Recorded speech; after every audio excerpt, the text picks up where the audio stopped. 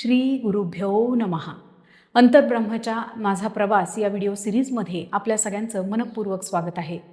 माझा प्रवास या व्हिडिओ सिरीजमध्ये आपण निरनिराळ्या व्हिडिओच्या माध्यमातून माझ्या आध्यात्मिक प्रवासाविषयक ऐकत आला आहात. अनेकदा तीर्थस्थळांच्या भेटी असतील, स्वप्नांमध्ये आलेले आदेश असतील किंवा गुरूंची झालेली आज्ञा असेल, या निमित्तानं ज्या अनुभूती, ज्या आध्यात्मिक अनुभूती आम्ही घेत आहोत त्या मी आपल्यासमोर मांडते आहे. आजच्या या व्हिडिओचं प्रयोजनही तसंच आहे. या व्हिडिओमध्ये आपण दक्षिण भारतातल्या एका महत्त्वाच्या तीर्थाविषयक ऐकणार आहात.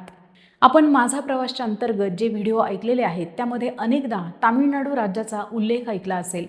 नेमकं असं काय आहे की आम्हाला वारंवार तामिळनाडू इथं जाण्यासाठी सांगण्यात येतं? खरं तर या प्रश्नानं मला देखील खूप काळ अस्वस्थ केलं होतं. आपल्यापैकी बऱ्याच जणांना हे माहिती आहे की प्रतिगमन उपचार पद्धतीची मदतनीस म्हणून मी अनेकांना मदत करते. अर्थात याच पद्धतीचा म्हणजेच पास्ट लाईफ रिग्रेशन थेरपीचा माझ्या व्यक्तिगत आयुष्यातही अत्यंत महत्त्वाचा वाटा आहे. आणि त्यातही महत्त्वाचं म्हणजे या प्रतिगमनाचा स्वतःसाठी उपयोग करून घेत असताना अनेकदा मी तामिळनाडू राज्यामध्ये वेगवेगळ्या भागामध्ये गतजन्मांमध्ये जन्माला आलेली आहे. कदाचित हेही एक कारण असावं की वारंवार तामिळनाडूकडे जाण्याची प्रचंड ओढ असते आणि अर्थातच या ओढीचं रूपांतरच गुरु आज्ञेमध्ये अनेकदा होत असल्याने ती सुवर्णसंधी मला कायमच प्राप्त झालेली आहे. आज आपण जे महत्त्वाचं तीर्थस्थान पाहणार आहोत ते आहे शिवस्थान. अर्थात आपल्या सगळ्यांना शिवस्थान म्हटल्यानंतर 12 ज्योतिर्लिंग आणि त्यातही अत्यंत महत्त्वाचं ज्योतिर्लिंग असलेलं ठिकाण म्हणजे वाराणसी म्हणजेच काशी हे प्रकर्षानं आठवतं. मात्र दक्षिण भारतामध्ये असं एक ठिकाण आहे की ज्या ठिकाणाला दक्षिण काशी म्हणजेच तेन काशी असं म्हणतात. मदुरईपासून 100-150 किलोमीटर अंतरावरती असलेलं हे ठिकाण केरळ राज्याच्या सीमेच्या अगदी जवळ आहे. तेन काशीमधील आराध्य अर्थातच भगवान शिवशंकर महादेव हे आहेत. सप्तर्षींच्या मार्गदर्शनानुसार आम्हाला या ठिकाणी जाऊन 40 मिनिटांचं मेडिटेशन म्हणजेच ध्यान करायचं होतं आणि म्हणूनच आम्ही त्यानुसार तिकडे जाण्यासाठीचं सगळं नियोजन केलं. रात्रभर प्रवास करून सूर्योदयाच्या वेळी आम्ही तेन काशीला पोहोचलो. मंदिराच्या जवळच आंघोळीची सोय झाली आणि सगळं आमचं आवरून आम्ही अगदी सकाळी मंदिराकडे जाण्यासाठी प्रस्थान केलं. मंदिराच्या मुख्य द्वारामध्ये आपल्याला माहिती आहे की दक्षिण भारतीय मंदिरांचं जे मुख्य द्वार आहे ते भव्य गोपुरांनी युक्त असं आहे. या गोपुरालाच राजगोपुरम असं म्हणतात. या राजगोपुरममधून आपण आत गेलो की मंदिराच्या मुख्य प्रासादामध्ये किंवा प्रिमायसेसमध्ये प्रवेश केल्यासारखं आहे. ज्यावेळेला आपण कुठल्याही मंदिराच्या राजगोपुरममधून आतमध्ये प्रवेश करतो त्यावेळेला बाह्य जगाचा सगळा जो कलकलाट आहे तो अचानक डिस्कनेक्ट झाल्यासारखा, तुटल्यासारखा आपल्याला वाटतो. आणि म्हणूनच कित्येक वेळेला ही राजगोपुरम ओलांडत असताना या वेगळ्या ऊर्जेचा अनुभव आपल्यापैकी अनेकांनी देखील घेतला असेल. आम्ही ज्या वेळेला राजगोपुरममधून आत गेलो त्यावेळेला सहजच मागे वळून पाहिलं तर साधारणपणे 100-125 फूट उंचीचं हे भव्य असं राजगोपुरम आहे. दक्षिण भारतीय मंदिर स्थापत्य शैलीला अनुसरून या राजगोपुरमवरती वेगवेगळी शिल्प अतिशय निगुतीनं कोरलेली आहेत आणि म्हणूनच ते आपलं पटकन लक्ष वेधून घेतात. पुराणातल्या अनेक कथा शिल्प स्वरूपामध्ये या राजगोपुरमवरती कोरलेल्या आहेत. आपण ज्या वेळेला टक लावून त्या शिल्पांना पाहतो त्यावेळेला कधी असा भास होतो की आत्ता क्षणामध्ये शिल्प जिवंत होऊन ज्या कथेचा ती भाग आहेत ती कथा कदाचित आपल्यासमोर उलगडतील. खरं तर हा आपल्या मनाचा खेळ आहे असं एखाद्या व्यक्तीला वाटू शकेल. मात्र वास्तव हे आहे की ती शिल्प अतिशय जिवंत आहेत आणि म्हणूनच आपण चटकन जरी ती पाषाण असली तरी त्यांच्याशी कनेक्ट होतो, जोडले जातो. राजगोपुरमपासून मुख्य गर्भगृह काही अंतरावरती होतं. अगदी सकाळची लवकरची वेळ असल्यामुळे मंदिरामध्ये विशेष गर्दी नव्हती. त्यामुळे निवांतपणे मंदिराचा परिसर पाहत आम्ही गर्भगृहाच्या दिशेनं चालत होतो. राजगोपुरमपासून गर्भगृहाकडे जात असताना पुन्हा एक विस्तीर्ण असा दगडी मंडप लागला. या दगडी खांबांवरती दगडी छतानं युक्त असलेल्या मंडपातून पलीकडे गेल्यानंतर उजव्या हाताला दक्षिण भारतीय मंदिरांच्या रचनेचा अविभाज्य भाग असलेली नवग्रहांची रचना आपल्या दृष्टीपथास पडते. मात्र तिथल्या पद्धतीनुसार आपण आधी गर्भगृहामध्ये स्थानापन्न असलेल्या विग्रहाचं म्हणजेच मुख्य देवतेचं दर्शन घ्यायचं असतं. दर्शन झाल्यानंतर बाहेर पडत असताना मग आपण नवग्रहांचं दर्शन घेऊन त्यांना प्रदक्षिणा घालून मंदिराच्या बाहेर जाण्यासाठी मोकळे होऊ शकतो. अर्थात आम्ही देखील या पद्धतीचं पालन करत गर्भगृहाच्या दिशेने निघालो. अर्थात हे मंदिरही तामिळनाडूतील इतर मंदिरांसारखंच अतिशय भव्य आणि विशाल असं आहे.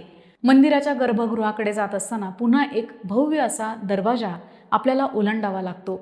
या दरवाजाच्या दोनही बाजूला क्षेत्ररक्षक असलेले जय विजय आपल्याला दिसतात.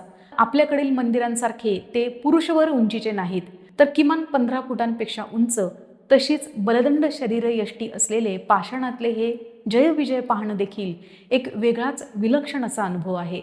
या दरवाजाला ओलांडून आपण ज्या वेळेला आतमध्ये प्रवेश करतो त्यावेळेला साधारण 25 ते 30 फूट अंतरावरून आपल्याला गर्भगृहातील शिवलिंगाचं दर्शन होतं. आपल्याला माहिती आहे की दक्षिण भारतातल्या मंदिरांमध्ये गर्भगृहामध्ये जाण्यासाठी इतर व्यक्तींना मज्जाव आहे.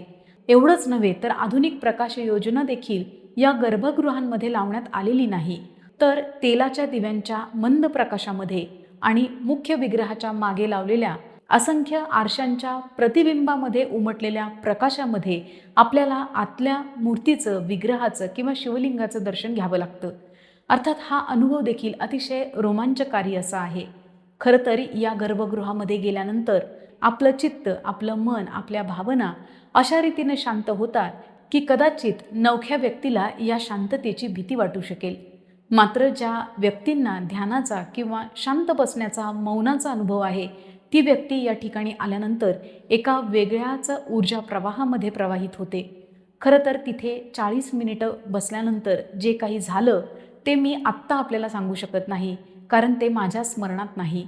त्यावेळेला जे घडलं ते त्यावेळेसाठीच नियोजित होतं याची मला पूर्ण कल्पना आहे आणि म्हणूनच त्या 40 मिनिटांमध्ये, त्या ध्यानावस्थेमध्ये नेमकं काय घडलं हे माझ्या स्मृतीमध्ये शिल्लक नाही आणि म्हणूनच ते मी आपल्याला सांगण्यासाठी असमर्थ आहे. मात्र या मंदिरातून बाहेर पडताना जो एक विलक्षण अनुभव आला तो मात्र इथे मी आवर्जून आपल्याला सांगणार आहे.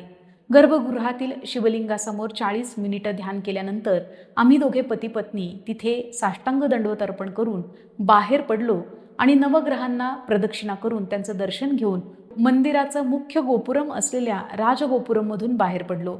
राजगोपुरममधून बाहेर आल्यानंतर सहजच मी मागे वळून पाहिलं आणि त्याच क्षणी पोटामध्ये एक विलक्षण असा खड्डा आला. नेमकं काय होतं आहे तेच मला कळेना. क्षणार्धामध्ये माझ्या डोळ्यासमोर, माझ्या जाणीवेमध्ये असलेलं तत्कालीन जे तेनकाशीच्या राजगोपुरमचं चित्र आहे ते बाजूला गेलं आणि एका प्राचीन काळामध्ये आपण जाऊन पोहोचलो आहोत की काय असा भास मला होऊ लागला. आणि या भासमय स्थितीमध्ये, या सटल कंडिशनमध्ये त्या मंदिराचा ज्यावेळेला कलशारोहण समारंभ चालू होता त्यावेळेसचे वेगवेगळे डिटेल्स, वेगवेगळ्या बारीक बारीक गोष्टी मला माझ्या डोळ्यांसमोर, माझ्या अंतःकरणामध्ये स्पष्ट दिसू लागल्या. चित्र स्वरूपामध्ये मी ती घटना काही क्षणांसाठी अनुभवली, मात्र त्यातले जे बारकावे आहेत ते मी अशा पद्धतीनं आत्ताही आपल्याला सांगू शकते जणू काही ते मी माझ्या डोळ्यांनीच पाहिलेलं होतं. एक राजा सिंहासनावरती बसला होता आणि समोर वेगवेगळ्या मंत्रोच्चारांमध्ये त्या मंदिराचा कलशारोहण समारंभ पार पडत होता. असंख्य मंगल वाद्यांचे ध्वनी कानांवरती पडत होते आणि कानांमधून ते हृदयापर्यंत, स्पंदनांपर्यंत पोहोचत होते. आपण त्या प्रक्रियेचा एक अविभाज्य भाग आहोत ही तीव्र जाणीव मला त्यावेळेला झाली. त्यावेळेला जे घडत होतं त्याची अनुभूती मी प्रत्यक्षात घेऊ शकत होते. पूजेसाठी तिथे ठेवलेल्या निरनिराळ्या वस्तूंमधले बारकावे देखील चित्रमय पद्धतीनं माझ्या डोळ्यासमोर, माझ्या स्मृतींमध्ये आहेत. वेगवेगळ्या प्रकारची अतिशय सुगंधी अशी फुलं, वेगवेगळ्या प्रकारची सुगंधी द्रव्य, हवनासाठी लागणारी सगळी पवित्र सामग्री, भरजरी रेशमी वस्त्र आणि सोन्याचे अलंकार असलेली निरनिराळी ताटं त्या समारंभामध्ये व्यवस्थितपणे ठेवलेली होती. आणि तो राजा अतिशय समाधानानं, अतिशय शांत चित्तानं आपल्या हातून खूप मोठं कार्य संपन्न झालं आहे या भावनेमध्ये, समाधानानं त्या सगळ्या गोष्टींचा आनंद घेत होता आणि त्या सगळ्या गोष्टी तो अनुभवत होता. प्रतिगमन उपचार पद्धतीच्या माध्यमातून मी अनेकदा अशा वेगवेगळ्या गोष्टी अनुभवलेल्या आहेत. मात्र तेनकाशी येथील आलेला अनुभव हा सर्वार्थानं वेगळा होता. काही क्षणांच्या या अनुभूतीमधून ज्यावेळेला मी वर्तमानामध्ये, माझ्या जाणीवेमध्ये परत आले त्यावेळेला माझ्या डोळ्यातून घळाघळा अश्रू येत होते आणि मी तीव्रपणे विश्वनाथला, माझ्या नवऱ्याला एकच म्हणत होते की मला इथेच राहायचं आहे, मला जायचं नाही. असं का आहे की दरवेळेला अशा एखाद्या ठिकाणी मला पाठवलं जातं, माझं मन तिथं गुंततं आणि मग पुन्हा तिथून मला बाहेर पडावं लागतं. आपण इथेच राहूयात. मी अगदी एखाद्या लहान मुलासारखा हट्ट करत होते आणि माझा नवरा मला अतिशय प्रेमानं समजावत होता, आपण म्हातारपणी इथेच येऊन राहू, तू काळजी नको करू. अगदी लहान मुलीला जसं समजावतात तसं तो समजावत मला तिथून घेऊन आला. मात्र माझं मन आजही तिथल्याच मंदिर परिसरामधल्या छोट्या छोट्या गोष्टींमध्ये रेंगाळलेलं आहे. तामिळनाडूमधल्या अनेक मंदिरांच्या स्मृती अशाच प्रकारच्या आहेत. मात्र तेनकाशीची जी स्मृती आहे ती एक वेगळंच विलक्षण असं चैतन्य माझ्या अंतःकरणामध्ये निर्माण करते. आत्ताही या व्हिडिओच्या माध्यमातून आपल्याला हे सांगत असताना अंतःकरण अक्षरशः भरून आलेलं आहे. मात्र याही गोष्टीसाठी मी कृतज्ञ आहे की भगवंत कृपेनं, सप्तर्षींच्या कृपाशीर्वादाने वेगवेगळ्या वेळी अशा ठिकाणांना जाण्याची संधी दिली जाते आणि अशा प्रकारच्या अनुभूती मग पदरामध्ये कृपा म्हणून टाकल्या जातात. तेनकाशीवरून परत आल्यानंतर त्या मंदिराचा जो इतिहास आहे किंवा त्या मंदिरासंबंधितली जी माहिती आहे ती देखील मी उत्सुकतेपोटी काढून पाहिली.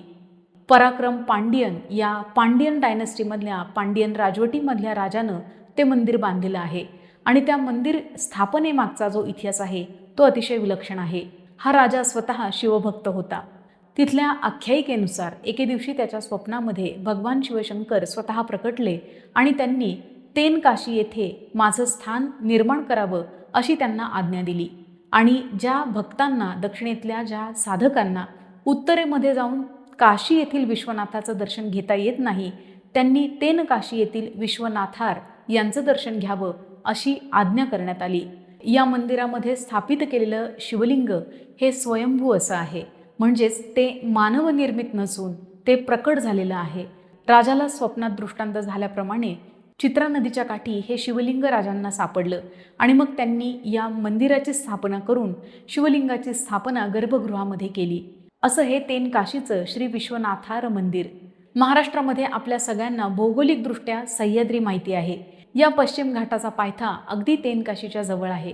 निसर्गरम्यता असेल किंवा भौगोलिकदृष्ट्या असेल, हे ठिकाण अतिशय विलक्षण आहे. मात्र येथील काशी विश्वनाथार यांच्या स्थापनेमुळे दक्षिण भारतातल्या अनेक शिवभक्तांना उत्तर काशीमध्ये यायला न जमल्यास तेवढंच पुण्य, तेवढंच फळ हे दक्षिण काशीमधल्या म्हणजे तेनकाशीतल्या विश्वनाथार यांचं दर्शन घेऊन प्राप्त होतं, याच्यात मात्र शंका नाही. माझा एक पूर्वजन्म या मंदिराशी संबंधित आहे. अर्थात त्याच्या ठसठशीत अशा स्मृती माझ्या स्मरणात नाहीत. मात्र या जन्मामध्ये, या देहामध्ये ज्या वेळेला मी तेनकाशीला गेले होते, तिथे ऊर्जेच्या स्वरूपामध्ये जे काही मला प्राप्त झालं, कनेक्ट झालं, ते मात्र शब्दांच्या पलीकडचं आहे. अर्थात यामध्ये व्यक्तिशः कुठल्याही व्यक्तीचं कर्तृत्व काही असेल असं मला अजिबात वाटत नाही. ही सगळी कृपा आहे सप्तर्षींची आणि त्यांच्या मार्गदर्शनाची. आपल्या सगळ्यांच्या आयुष्यामध्ये ऋषी जगताची ही कृपा आपल्याला लवकरात लवकर प्राप्त होवो अशी विनंती मी सगळ्यांच्या वतीनं सगळ्यांच्यासाठी त्यांच्या श्रीचरणी अर्पण करते आणि आज या व्हिडिओमध्ये इथेच थांबते. पुन्हा लवकरच भेटूयात माझ्या प्रवासाच्या पुढच्या मुक्कामाच्या ठिकाणी. तोपर्यंत श्री स्वामी समर्थ.